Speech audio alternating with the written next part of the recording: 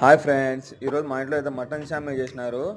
ముందు అయితే కుక్కర్లో మటన్ వేసుకోండి, పసుపు వేసుకోండి, ఆ తర్వాత పప్పులు వేసుకోండి, మళ్ళీ వచ్చేసి ఇది వేసుకోండి, అది వేసుకోండి, సరేనా. ఆ తర్వాత ఒక 5 సీటీలు నీళ్ళు వేసుకోండి.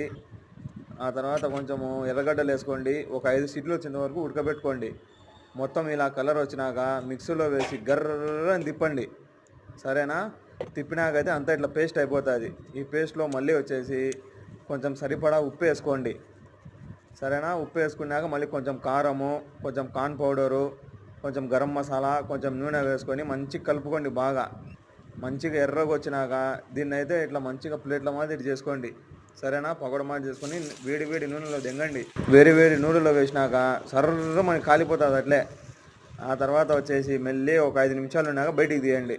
ఇట్లా ఎర్రగా వస్తాయి, బాగా ఎర్రగా వస్తేనే బయటికి తీయండి, సరేనా. ఇట్లా మెత్తగా ఉంటుంది, తిని చూడండి, సూపర్గా ఉంటుంది.